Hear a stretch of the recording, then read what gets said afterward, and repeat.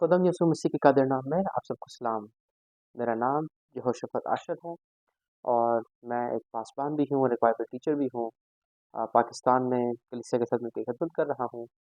गुजरांवाला में मेरी रिहाइश है और कोशिश कर रहा हूँ कि खुदा का कलाम उसके लोगों तक पहुँचाऊँ। अगेन ये तकरीबन महीने का गैप था क्योंकि बीच में क्रिसमस आ गया था, बहुत सारी मसरूफियात आ गई थी।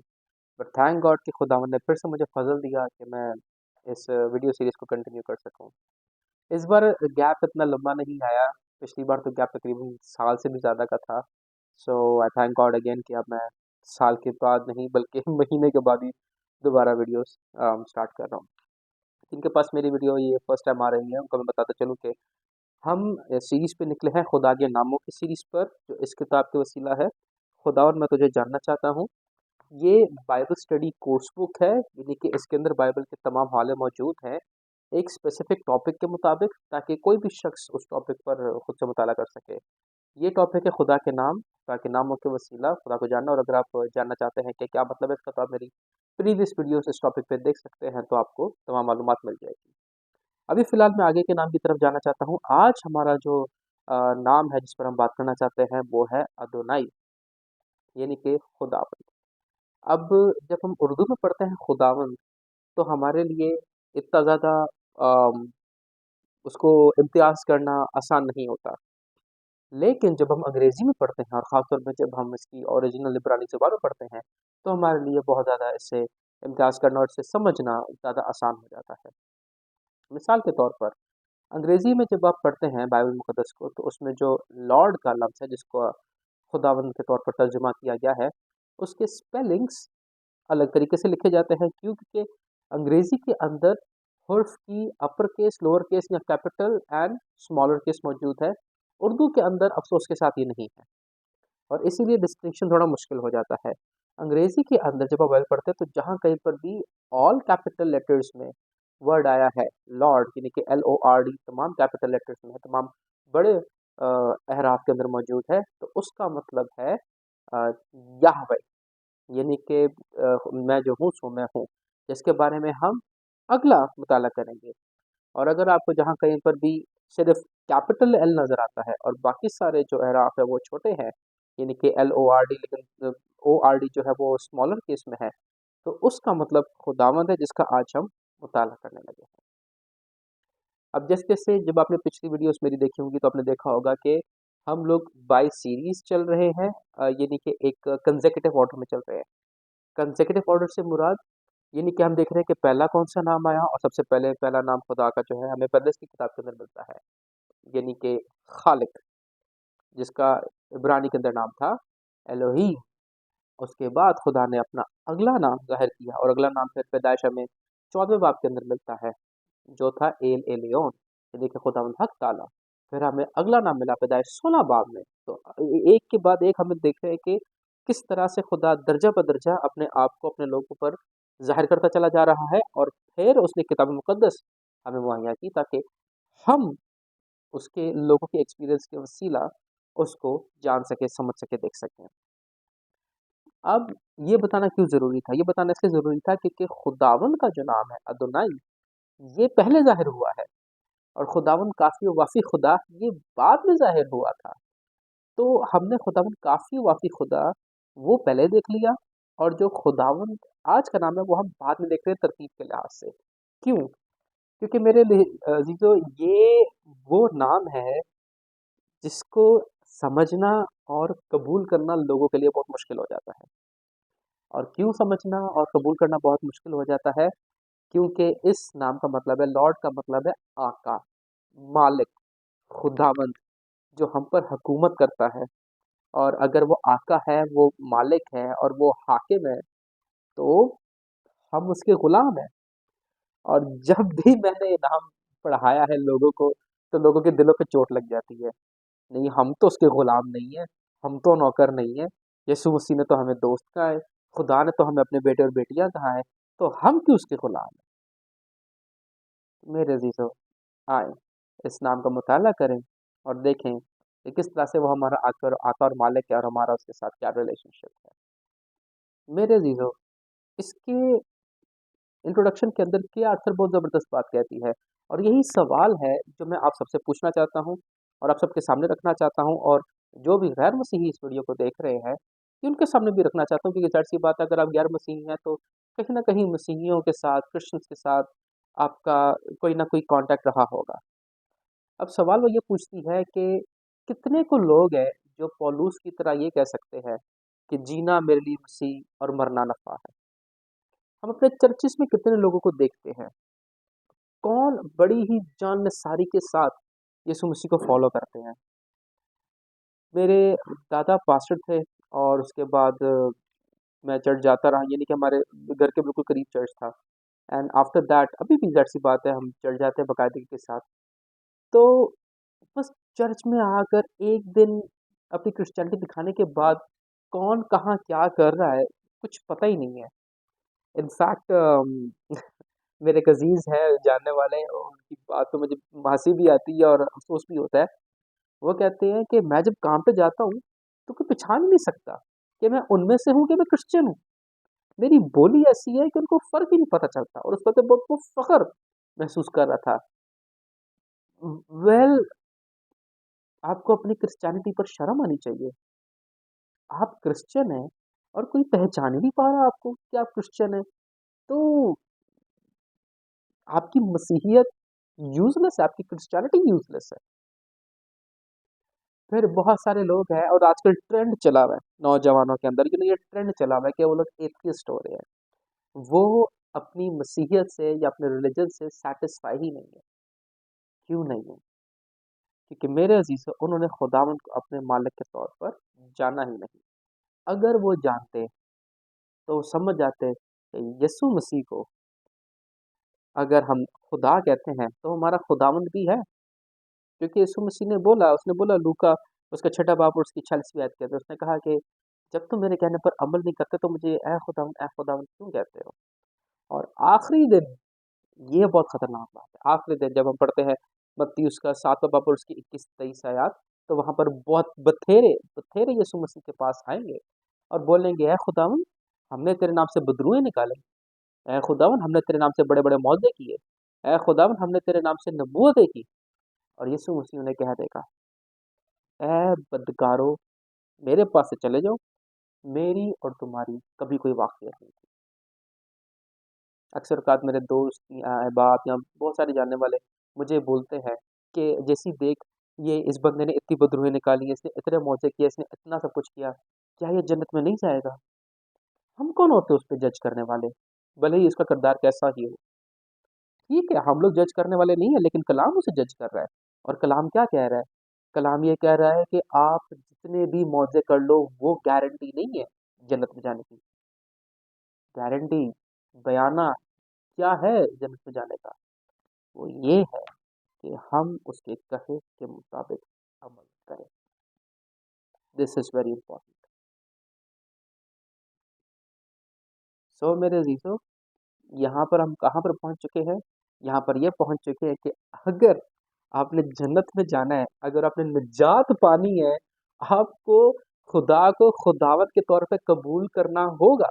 यानी कि आपको अपने आप को गुलाम के तौर पर पेश करना होगा।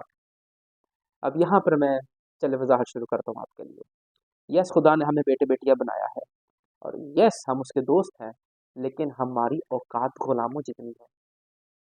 हम कभी भी इस लेवल पर नहीं आए कि हम खुद से उसको बाप बोल सके, बल्कि हमारा उसको बाप कहना आजिज़ होकर कहना है, हलीमी से होकर कहना है, शर्मिंदगी के साथ कहना है, क्योंकि हमने कोई ऐसा काम नहीं किया, हम में से किसी ने भी कोई ऐसा काम नहीं किया कि खुदावंद यीशु हमारे लिए आता और हमारे लिए अपनी जान देता।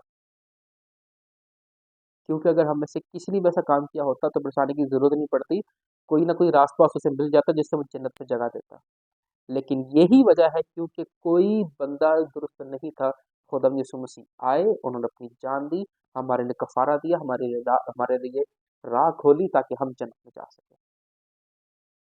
तो हमारी जो औकात है, हमारी जो, यस मुझे पता है ये लफ्ज़ बड़ा सबको लड़ेगा, लेकिन हमारी जो हैसियत है, हमारी जो वैल्यू है, वो एक गुलाम की तरह है। और गुलाम होता क्या था? गुलाम कोई ऐसा शख्स होता था जिसे जंग में लूट कर लाया जाता था, या वो शख्स होता था जो कर्जे में डूब कर इस कदर बेचारगी में आ जाता था कि वो वापस नहीं कर सकता था पैसे। तो वो फिर क्या करता था, वो मुफ्त में काम करता था, ताकि जितनी भी उसकी मजदूरी है वो उसके जो भी जिससे उसने कर्जा लिया हुआ है वो उसके पास जाए, और वो काम कर करके अपना जो भी कर्जा है उसको पे करे। हमने गुनाह किया, हम इस बात के कर्जदार हैं कि अपनी जान खुदावन के हुजूर रखें। लेकिन यीशु मसीह ने क्या किया, यीशु मसीह ने हमारे लिए अपनी जान दे दी, तो उसने हमें छुड़ा दिया। तो अब क्या करना है, अब हमने कौन से गुलाम बनना है, वो जो अपनी मर्जी से गुलाम बनता है, क्योंकि हम शर्मिंदगी में आज जी के साथ खुदावन के पास आ रहे, खुदावन तूने हमारे लिए जान दे दी है, और तो हम कुछ नहीं कर सकते, हम वो शर्मिंदा है, लिहाजा तू एक काम कर, तू हमें अपने नौकर बना ले। और यही बात खुदा की बड़ी खूबसूरत है कि खुदा हमें नौकर नहीं बनाता, वो हमें बेटे और बेटियां बना लेता है। लेकिन आजिज़ी हमारे दिल से खत्म नहीं होनी चाहिए। जितने भी मेरे मसीही बहन भाई दोस्त अहबाब और बुजुर्ग की वीडियो देख रहे हैं, उनको फौरन से मुशर्रफ बेटे का वाकया याद हो गया होगा, जो गया था अपने बाप की दौलत लेकर और उड़ा कर आ गया और वापस आया, और वापस आके उसने बोला कि बाप मुझे गुलाम के तौर पर रख ले, मैं तेरा बेटा कहलाने के लायक तो हुई नहीं। और बाप ने क्या किया, दोबारा से उसको बेटे का ओहदा दिया और जश्न करवाया और बोला कि मेरा बेटा वापस आ गया है, उसके लिए जश्न करो। ये मेरे जीजो यीशु मसीह ने तमसील क्यों दी, क्योंकि ये हमारे साथ हो रहा है। हमने अपनी तमाम मिरास उड़ा दी, हम किस लायक हो गए, हम इस लायक हो गए कि सूअरों की जो बची हुई खुराक है उसको खाए, क्योंकि वो लड़का इसी लायक हो गया था। उसके मालिक ने उसको बोला था मेरे सूअर संभाल, और जो सूअरों के मुंह से गिरे वो तूने खाना है, क्योंकि मेरे पास तुझे देने के लिए कुछ भी नहीं है। बाद में पता चला, उसको याद आया कि मेरे बाप के घर में तो नौकर की बड़ी इज्जत है, मैं उधर ही चला जाऊँ, उसको नौकर ही बन जाऊँ। हमें भी ऐसे ही करना है, हमने भी अपनी हालत ऐसी ही कर दी थी कि हम सूअर के मुंह से गिरने वाली रोटी खाएं। तो फिर याद आया, ओ हमारा आसमानी बाप, वो तो बहुत मेहरबान है, हम उसके पास जाएंगे। और जब हम उसके पास आते हैं, हम कहते हैं उसको यही है कि ए खुदावंद, हम तेरे बेटे बेटियां खिलाने के लायक नहीं, वो नौकर ही लगता है। तो वो नौकर की जगह क्या कर देता है, नौकर की जगह हमें बेटे और बेटियां बना देता है। लेकिन नौकर के भी बड़े हकूक है। अब प्रॉब्लम यह है कि हम इस जमाने में रह रहे हैं जहाँ पर गुलामी नहीं है। वरना अगर हम किताब मुकद्दस के ज़माना में देखें तो गुलामों के भी हकूक होते थे। मिसाल के तौर पे अब्राहम, 14 और 15 बाब के अंदर अगर आप देखें तो अब्राहम खुदा से दुआ करता है, और वो कहता है कि खुदावंद मेरी कोई औलाद तो है नहीं, और मेरा से जो सब कुछ है वो मेरा खानाजाद अलीएज़र को चला जाएगा। अब खानाजाद कौन होता था? ये वो गुलाम होता था जो मालिक के घर के अंदर पैदा हुआ है। और गुलामों के असूल के मुताबिक अगर मालिक की अपनी कोई औलाद नहीं है, तो वो पहलौठा जो उसके गुलाम जो उसके घर में पैदा हुआ है, और जो इस बात का हकदार है, क्योंकि उसने दिखाया कि वो दूसरे नौकरों को भी संभाल सकता है, वो फिर तमाम की तमाम जायदाद मालिक की विरासत में हासिल कर लेगा। और अब हमने बोल दिया ये तो अलीअज़र दमिश्क की अलीअज़र, दमिश्क का पैदा हुआ अलीअज़र ये लेकर जा रहे हैं, मेरे पास तो मेरी कोई औलाद है ही नहीं। यहाँ तक गुलामों के हकूक होते थे। और साथ ही साथ में गुलामों के ये हकूक होते थे कि उनका मालिक उनको रोज की रोटी, कपड़ा, रहने की जगह और क्या करना है, ये सब कुछ बताए। लेकिन इसके बदले में गुलाम को क्या करना होता था, पूरी ताबेदारी। तो मेरे अजीजों, जब हम गुलाम की तरह पूरी ताबेदारी खुदा की करते हैं, और यही बात है जो लोग समझ नहीं पाते, जब हम गुलाम के तौर पर पूरी की पूरी ताबेदारी खुदा की करते हैं बिना उसका कोई सवाल किए, तो खुदा हमें खाने के लिए रोटी, पहनने के लिए कपड़ा, हमारी हिफाजत करता है, हमें हमें बचाए रखता है, और सबसे बढ़कर वो क्या करता है, वो अपने घराने में हमें शामिल कर लेता है। खुदा एक मालिक से बढ़ के काम करता है। लेकिन कब, जब हम हलीमी रस के पास आएंगे। आपने हवाला बहुत दफ़ा सुना होगा कि खुदावंद के हाथ के तले फरोतनी से रहो, खुदा के कभी हाथ के तले फरोतनी से रहो, तो वो वक्त पे तुम्हें सरफराज करेगा। फरोतनी क्या है, फरोतनी यही तो है कि हम उसके पास जाएं और बोलेंगे खुदावंद हमारे पास कुछ भी नहीं है, और हम किसी लायक नहीं है, तू हमें दे, और खुदावंद आपको सरफराज करेगा, बल्कि बहुत ज्यादा सरफराज करेगा। तो मेरे जो मालिक की क्या जिम्मेदारी होती थी, मालिक की जिम्मेदारी होती थी कि अपने गुलाम को ऐसे रखे अपने घर में जैसे कि उसका अपना है। لیکن غلام کو کیا کرنا ہوتا تھا؟ مکمل تابعداری کرنی تھی۔ افسوس کی بات یہ ہے کہ یہ کانسیپٹ غلامی کا اور مالک کا یہ کرپٹ ہو چکا، اور انسانوں نے اتنا زیادہ اپنے اس پوزیشن کو مس یوز کیا، اس کا غلط استعمال کیا کہ نوکر اور مالک کی یہ مثال ہی بگڑ گئی، جو کہ انسان کا ہمیشہ سے ہی کام رہا ہے۔ اس نے شادی کے بندھن کو ناپاک کیا ہے، اس نے ماں باپ اور بیٹے بیٹی کا رشتہ ناپاک کیا ہے، اس نے بہو اور ساس کا رشتہ ناپاک کیا ہوا ہے۔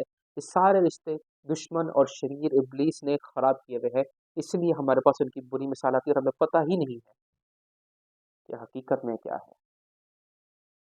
تو میرے عزیزو، خدا مالک ہے، کیونکہ وہ مالک کے طور پر آپ کی تمام ضرورتیں پوری کرے گا، اور ہم نے جو کام کیے ہوئے ہیں اس سے ہم لوگ غلام ہی ہیں، لیکن جب ہم غلام کے طور پر اس کے پاس جاتے ہیں تو وہ ہمیں بیٹے بیٹیوں کے طور پر قبول کرتا ہے، لیکن اس کا مطلب یہ نہیں کہ ہم اس کے خلاف پھر آواز اٹھانا شروع کر دیں۔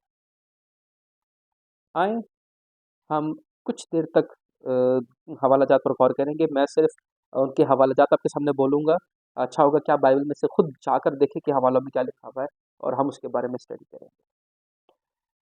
زبور نواسی اس کی 50ویں اور 51ویں آیت۔ یا رب، اپنے بندوں کی رسوائی کو یاد کر، میں تو سب زبردست قوموں کی تانا زنی اپنے سینے میں لیے پھرتا ہوں۔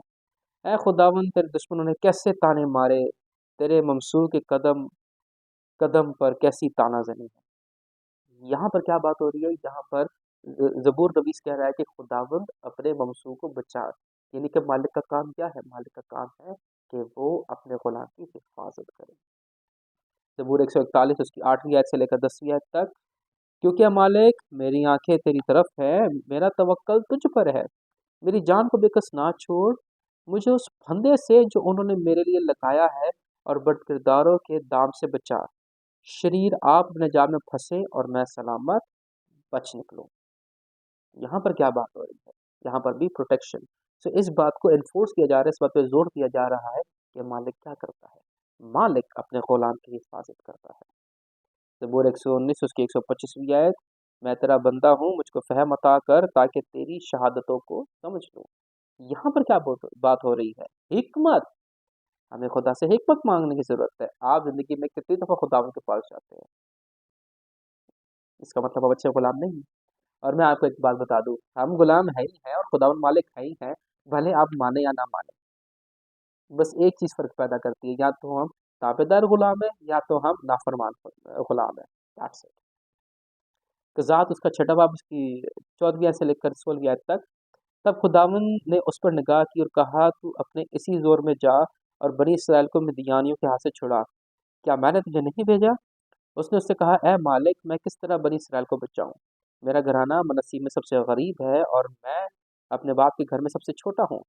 خداوند نے اس سے کہا، میں ضرور تیرے ساتھ ہوں گا اور تم مدیانیوں کو ایسا مار لے گا جیسا ایک آدمی کو۔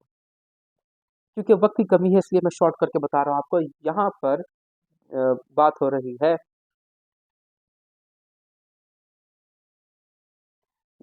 رہی ہے، جدون کی۔ جدون کو خدا نے بولا کہ تو جا، اور وہ ڈرا ہوا تھا، کہتا خداوند میں کیسے جاؤں؟ اور خداوند نے بولا کہ تو جا اور میں تیرے ساتھ ہوں گا۔ تو یہاں پر مالک کیا کر رہا ہے؟ یہاں پر مالک اپنے غلام کو زور بخش رہا ہے۔ خداوند مالک سے بڑھ کے کام کرتا ہے۔ ہمارے زمینی مالک شاید ہمارے لیے اتنا سب کچھ نہیں کر سکتے، خداوند ہمارا مالک ہمارے لیے بہت کچھ کر سکتا ہے۔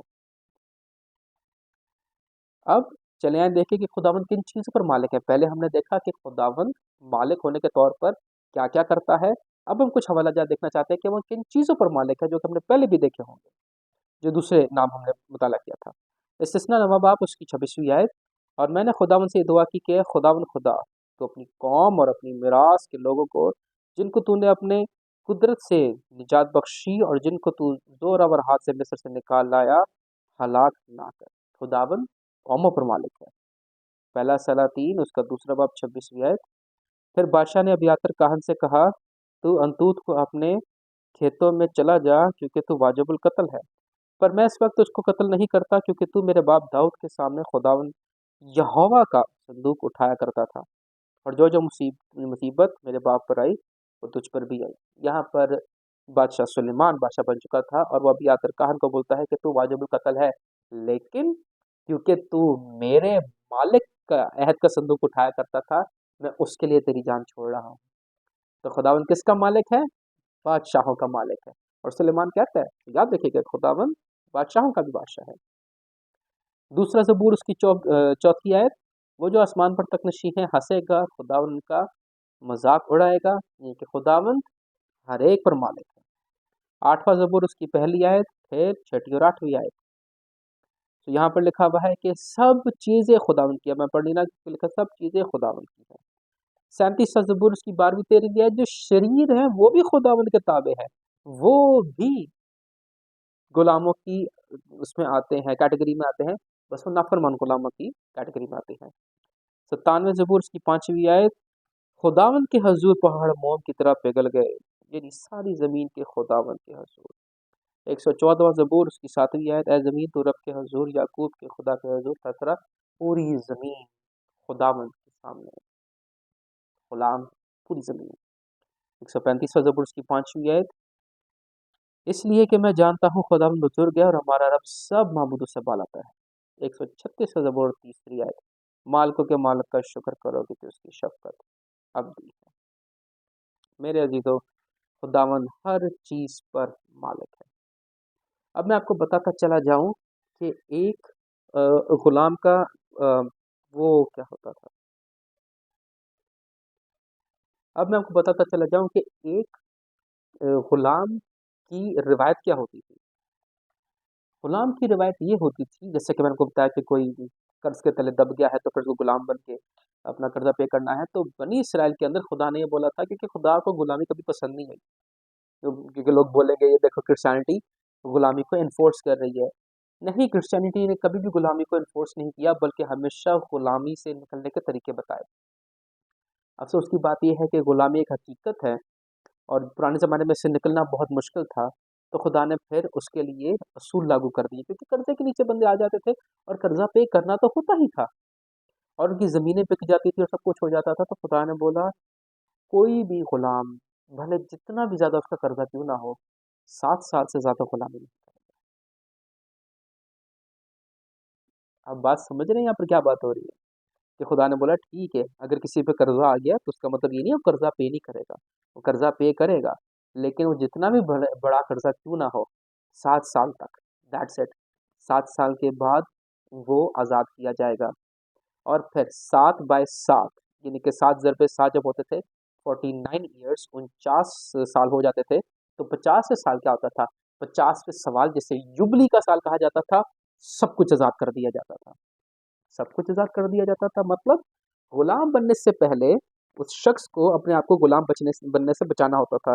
तो वो अपना घर बेचते, अपनी ज़मीन बेचते, और जब सब कुछ बेचने के बाद भी उसका कर्जा ना उतरे, तब वो अपने आप को बेचे।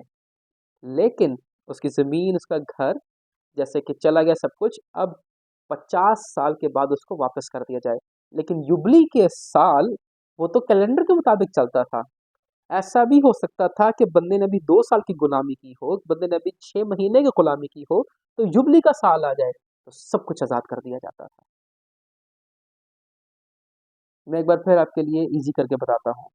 सो हर गुलाम 7 साल तक के लिए गुलाम होता था, और बनी इसराइल के लिए ये था कि 7 साल के बाद, 6 साल के बाद, 7वां साल उनका आराम का साल है, जिसमें ज़मीन भी आराम करेगी, और उन्होंने ये कैलेंडर के मुताबिक काउंट करना होता था।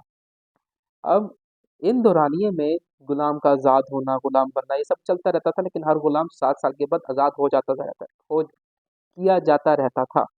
लेकिन जब 50वां साल आ गया उनके कैलेंडर के मुताबिक, जो कि युबली का साल है, तो उस वक्त गुलाम ने जितनी भी गुलामी की हो, भले 6 महीने की, 1 महीने की, 1 दिन की, 1 रात की, या पूरे 6 साल की, उन सबको आज़ाद कर दिया जाता था, क्योंकि वो खुदावंद के लिए जुबली का साल है कि सब आज़ाद किए जाएंगे और एक बार फिर से पूरी इकॉनमी रिफ्रेश होगी। तो खुदा ने हमेशा आज़ादी के लिए लोगों को उभारा। पार्ट ऑफ द रीज़न जिसकी वजह से बनी इसराइल ने मार खाई, वो ये था कि वो लोग अपने गुलामों को आज़ाद नहीं करते, और उन लोगों ने जुबली का साल मनाना छोड़ दिया। इसलिए खुदा ने बोला, मैंने तुम्हें अहकाम दिया, तुमने मेरे अहकाम नहीं माने, तुम लोग निकाले जाओ। और 7 साल के ख़त्म होने के बाद एक गुलाम को ये आज़ादी हासिल थी कि वो अपने मालिक के पास जाए और बोले कि मैं हमेशा के लिए तेरा गुलाम रहना चाहता हूँ।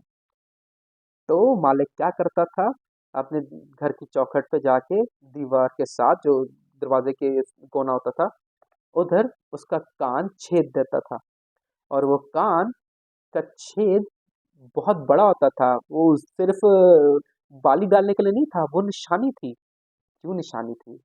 कि जब उस बंदे को कोई देखे और उसके कान का छेद देखे, तो बोले इस बंदे ने खुद अपने आप को गुलाम बनाया है। और अगर किसी बंदे ने खुद अपने आप को किसी मालिक का गुलाम बनाया है, तो उसका मतलब क्या है? उसका मतलब ये है कि उसका मालिक उसकी तमाम ज़रूरियात पूरी करता है, एक। दूसरा, उससे बढ़कर काम करता है। उसका मालिक ऐसा ज़बरदस्त मालिक है कि इस नौकर ने बोला कि भई आज़ादी को छोड़ो, मैं अपने मालिक का गुलाम बनना ज़्यादा पसंद करूँगा। मेरे लिए आज़ादी उतनी बेहतर नहीं है, जितनी मेरे लिए मेरे मालिक की गुलामी बेहतर है। मेरे अज़ीज़ों, यही चीज़ खुदावंद हमें सिखाना चाहता है, और हमें चाहिए कि हम समझें इस बात को कि हमारे लिए हमारी आज़ादी दुरुस्त नहीं है। ये बात आपको समझने की ज़रूरत है कि आपके लिए आपकी आज़ादी खतरनाक है। हम इंसानों को जब हमारी आज़ादी दी गई तो क्या हुआ? बागी अदम ने फल खा लिया, गुनाह कर लिया। आदम की जगह कोई भी मर्द होता, उसने वही काम करना था। औरत की जगह, हवा की जगह कोई और औरत होती, उसने भी यही काम करना था। हम सब के सबने यही काम करना था। हमारे लिए आज़ादी अच्छी नहीं है, हमारे लिए क्या है? हमारे लिए ये अच्छा है कि हम खुदा के गुलाम बनते रहें। इसी में हमारी भलाई है। हमारा खुदा ऐसा ऑसम खुदा है, और यकीन माने ऐसा ऑसम खुदा है। हम आज़ाद होंगे तो अपने आप को दबा कर लेंगे, हम खुदा के गुलाम बन के जिएंगे तो यकीन माने बहुत बेहतर रहेगा। आखिरी चीज़ जिस पर हम बात करना चाहते हैं वो ये है कि मेरे अज़ीज़ों, खुदावंद यीशु मसीह भी मालिक है। बहुत से लोगों के लिए ये मानना मुश्किल है, क्योंकि बहुत से लोगों के लिए ये मानना मुश्किल है कि खुदावंद यीशु मसीह खुदा है। वेल, अगर वो खुदा का बेटा है तो खुदा है, और इस पर हम पहले ही बात कर चुके हैं। लेकिन बहुत सारे लोगों को ये बात कबूल करने में हिचकिचाहट होती है। इनफैक्ट वो ये कहते हैं कि आप ये बता दो कि यीशु मसीह खुदा का बेटा है, ये ना बोलो कि वो खुदा है। No, he is God, he is Lord. वो खुदावंद है, हमारी ज़िंदगी का मालिक है। और हमारे पास कुछ हवाला जाता है यहाँ पर इस बात को प्रूफ करने के लिए। लूका उसका 14वां बाब उसकी 25वीं आयत से लेकर 27वीं आयत तक। जब बहुत से लोग उसके साथ जा रहे थे तो उसने फिर उनसे कहा, अगर कोई मेरे पास आए और अपने बाप और माँ और बीवी और बच्चों और भाइयों और बहनों, बल्कि अपनी जान से भी दुश्मनी ना करे, तो मेरा शागिर्द नहीं हो सकता। जो कोई अपनी स्लीब उठाकर मेरे पीछे ना आए, वो मेरा शागिर्द नहीं हो सकता। इसका मतलब ये नहीं है यीशु मसीह कह रहे हैं कि तुम अपने माँ बाप के दुश्मन बन जाओ। इसका मतलब ये है कि अपने माँ बाप से ज़्यादा तरजीह खुदावंद को दो। मैं यहाँ पर पंजाब में हूँ, और पंजाब में इतना लोग कल्चर को फॉलो करते हैं जिसका कोई हिसाब नहीं। मिसाल के तौर पर छोटे छोटे बच्चों को ये बोला जाता है, बेटा उल्टे हाथ से नहीं खाना, सीधे हाथ से खाने की। आई एम सॉरी टू से, ये जहालत है, दिस इज स्टुपिडिटी। खुदा के कलाम में नहीं लिखा हुआ, लेकिन लोग अपने बच्चों को किसके सिखाते? नहीं, हमारे माँ बाप ने हमें सिखाया था। वेल, यहाँ पर यीशु मसीह क्या बोल रहे हैं? अपने माँ बाप से दुश्मनी कर लो, मेरे मेरे लायक बनो। और अगर अपने माँ बाप से, उनके रीत रिवाज से दुश्मनी नहीं करोगे, तो मेरे लायक नहीं हो। मेरे चीज़ों, आप किन चीज़ों पर अपने माँ बाप की बातें फॉलो करते हैं और यीशु मसीह की बातों को फॉलो नहीं करते हैं? इस तरह की बहुत सारी मिसालें हैं, but this is something fresh for me, क्योंकि मेरा बेटा बड़ा हुआ है और उसको सिखा रहे हैं, बेटा उल्टे हाथ से नहीं खाना, सीधे हाथ से खाना। What's the difference? There is no difference. मत्ती 10वां बाब उसकी 34वीं आयत से लेकर 40वीं आयत तक, यहाँ पर मैं इसका क्रक्स बता देता हूँ। तो यहाँ पर यह बात लिखी हुई कि यीशु मसीह कह रहे हैं कि मैं सुलह करवाने नहीं आया, मैं तलवार चलाने आया हूँ, और मैं रिश्तों में तलवार चला दूंगा। क्यों? क्योंकि जब कुछ घर वाले यीशु मसीह की ठोस टीचिंग्स को फॉलो करेंगे, और कुछ चीज़ें यीशु मसीह की ठोस टीचिंग्स को फॉलो नहीं करेंगे, तो ऑब्वियसली उनके बीच में एक दरार आएगी। लेकिन हमें अपनी फैमिली को नहीं देखना, हमें खुदावंद यीशु को देखना है। This is very important. यूहन्ना 13वां बाब उसकी 13वीं आयत से लेकर 16वीं आयत। यहाँ पर यीशु मसीह अपने शागिर्दों से कहते हैं कि तुम मुझे उस्ताद और खुदावंद कहते हो, और खूब कहते हो, क्योंकि मैं हूँ, क्योंकि वो खुदावंद है। और वो कहता है, बस जैसा मैंने किया है वैसा तुम भी करो। और यीशु मसीह ने क्या किया था? अगर आप यूहन्ना की इंजील उसका 13वां बाब खोल के देखें, तो वहाँ पर आखिरी फलसफे यहाँ पर यीशु मसीह ने अपने शागिर्दों के पाउंड है, यानी कि हमें दूसरों की खिदमत करनी है और अपने आप को आजिज़ करना है। अफ़सोस की बात ये, हम अपने आप को आजिज़ नहीं करते, अपने आप को बड़ा करते हैं। It's a sad reality. Romeo उसका 8वां बाब उसकी 8वीं आयत से लेकर 10वीं आयत तक। बल्कि क्या कहती है? ये कि कलाम तेरे नज़दीक है, बल्कि तेरे मुँह और तेरे दिल में है। ये वही ईमान का कलाम है जिसकी हम मुनादी करते हैं کہ اگر تو اپنی زبان سے یسوع کے خداوند ہونے کا اقرار کرے اور اپنے دل سے ایمان لائے کہ خدا نے اسے مردوں میں سے جلایا، تو نجات پائے گا، کیونکہ راست بازی کے لیے ایمان لانا دل سے ہوتا ہے اور نجات کے لیے اقرار منہ سے کیا جاتا ہے۔ اور آخر میں میرے عزیزو، متی کا حوالہ ہے، متی 7واں باب، اس کی 21 سے لے کر 27 آئے، اور وہاں پر یسوع مسیح عقل مند شخص اور بیوقوف شخص کی مثال دیتے ہیں۔ وہ کہتے ہیں عقل مند شخص وہ ہے جو میرے کہے کے مطابق عمل کرتا ہے، اور بیوقوف شخص وہ ہے جو سنتا تو ہے میری لیکن میرے کہے کے مطابق عمل نہیں کرتا۔ تو میرے عزیزو، ہم خدا کے غلام ہیں کیونکہ ہم نے گناہ کیا تھا اور ہم بک گئے تھے، اور یسوع مسیح نے اپنے خون سے ہمیں خریدا، لیکن اس نے خون سے خرید کر ہمیں آزاد کر دیا۔ کیوں آزاد کیا؟ تاکہ ہم اپنی مرضی سے اس کے پاس آئیں اور اس کے غلام بنیں، اور اس کے غلام بن کر لوگوں کو بتائیں کہ ہمارا مالک ایسا awesome، ایسا مہیم مالک ہے کہ ہمارے لیے آزادی اتنی بہتر نہیں ہے کہ ہمارے لیے اس کی غلامی بہتر ہے۔ سوال آپ کے لیے، کہ آپ ابھی بھی اپنے آپ کو غلام کہنے سے کتراتے ہیں؟ آپ کو پرابلم ہوتی ہے؟ آپ کو بات چبھتی ہے؟ نہیں، میں تو غلام نہیں ہوں۔ یہ آپ کا اور خدا کا مسئلہ ہے، یہ میرا مسئلہ نہیں ہے۔ میرے بردر ان لو ہیں، وہ بڑی مزیدار بات کہتے ہیں دیکھیں میں ڈاکیا ہوں، میں نے پیغام دینا ہے، قبول کریں یا نہ کریں وہ آپ کا مسئلہ ہے۔ تو میں انہی کی بات کو یہاں پر کوٹ کروں گا کہ میں تو ڈاکیا ہوں، میں نے پیغام پہنچا دیا آپ کو، کہ ہماری حیثیت، ہماری اوقات اس کے غلاموں کی طرح ہی ہے۔ یہ تو اس کا فضل ہے کہ اس نے ہمیں اپنے بیٹے اور بیٹیاں بنا لیا۔ تو کیا آپ اس کی پوری تابع داری کریں گے بنا سوال جواب کیے؟ مجھے یہ ساری مثالیں ابھی یاد آ رہی ہیں۔ کراچی میں ہماری وہ ایک اسٹوڈنٹ، مطلب میری کو اسٹوڈنٹ جو اب ہم سیمنری میں تھے، تو میری ٹیچر نے مثال دی۔ انہوں نے مثال میں یہ بولا کہ اگر تمہیں کھاڈی کا کرتا نہ دے تو پھر کیا ہوگا؟ تو وہاں پر وہ جو خاتون بیٹھی تھی وہ لڑ پڑی، نہیں نہیں نہیں، میں تو خدا سے لڑ پڑوں گی، میں تو اس کی بیٹی ہوں، میں تو یسوع مسیح کی پرنسس ہوں۔ well آپ کیا کڑوا گھونٹ پی لیں گے؟ خدا کا انکار سن لیں گے؟ اگر خداوند آپ کا مالک ہے تو کیا آپ اپنی پوری زندگی سے دیں گے؟ کہ جو خدا کا پورا مکمل تابع دار غلام ہوگا، برکت وہی پائے گا، بلکہ اس سے بڑھ کر پائے گا۔ آئیں اس کلام کے ساتھ ہم ایک دوسرے سے رخصت ہوں۔ خدا باپ، بیٹے اور روح القدس کے نام سے آمین۔ اگر آپ میرا چینل کسی بھی طرح سے سپورٹ کرنا چاہتے ہیں with prayers and everything do message me۔ میں آپ کے کمنٹس پڑھ کے بہت خوش ہوتا ہوں۔ مجھے کچھ لوگ ملے جو کہہ رہے تھے کہ وہ میری ویڈیوز دیکھ رہے ہیں، ان کو بہت برکت مل رہی ہے۔ یہ تمام کمنٹس میرے لیے انکریجمنٹ کا باعث ہے۔ خدا کے کلام کو پڑھے جانا، سنے جانا اور اس کے مطابق عمل کیے جانا ہم سب کے لیے باعث برکت ہو۔ آمین۔